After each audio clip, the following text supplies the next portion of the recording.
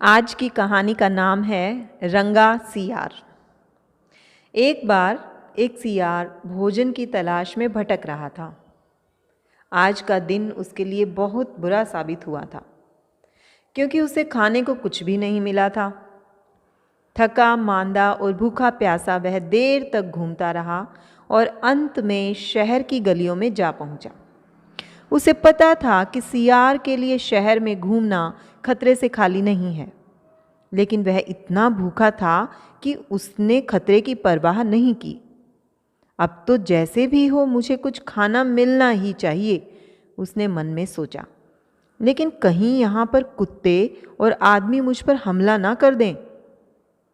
तभी उसे खतरे का बिगुल सुनाई दिया। कुत्ते भौंक रहे थे। वह समझ गया कि अब वे उसका पीछा करेंगे। वह डर गया और उसने भागना शुरू कर दिया। लेकिन कुत्तों ने उसे देख लिया था और वे उसका पीछा करने लगे। कुत्तों से पीछा छुड़ाने के लिए सियार खूब तेज भागा, लेकिन वे काफी नजदीक आ गए थे।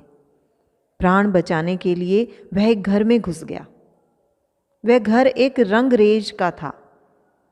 आंगन में नीले रंग से भरा एक नांद रखा था। सियार ने उसी में छलांग लगा दी। जब कुत्ते सियार को न पा सके तो निराश होकर लौट गए।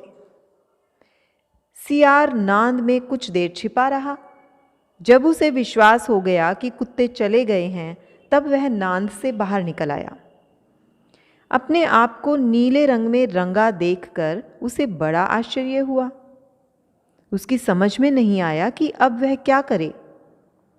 वह आदमी और कुत्तों की नज़र से बचकर जल्दी से जल्दी जंगल में पहुंच जाना चाहता था। सो वह जल्दी ही जंगल की ओर लौट गया। उसे देखकर सब जानवर मारे डर के भाग गए। नीले रंग का कोई पशु उन्होंने पहले कभी नहीं देखा था। सियार ने देखा कि वे सब उससे डरे हुए हैं। बस उसने तुरंत ही इस बात से लाभ उठाने की ठान ली।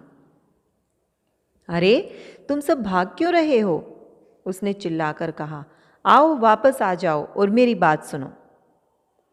भागते हुए जानवर ठिठक कर खड़े तो हो गए, लेकिन दूर से ही उसे देखते रहे। वे उसके नजदीक जाने में झिझक रहे थे। आओ, अरे भाई, सब पास आ जाओ, सियार ने फिर आवाज दी। अपने सब मित्रों को भी बुला लाओ।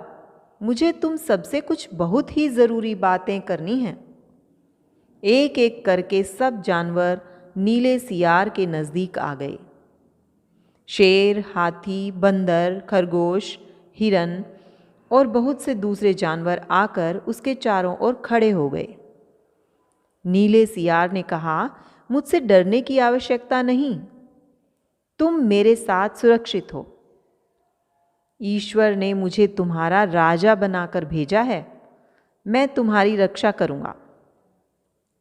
पशुओं ने उसके कहे पर विश्वास कर लिया। सब ने उसे नमस्कार किया। उन्होंने कहा, हे राजन, हम सब आपको राजा मानते हैं।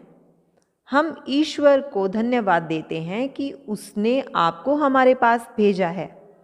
अब मेहरबानी करके बताइए कि हम आपकी क्या सेवा कर सकते हैं।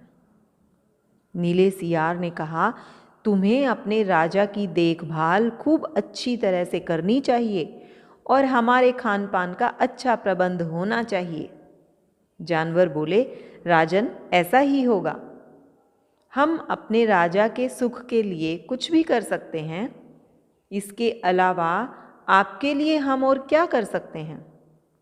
तुम्हें सदा अपने राजा का वफादार रहना चाहिए, तभी राजा शत्रुओं से तुम्हारी रक्षा कर सकता है, चालाक सियार ने कहा।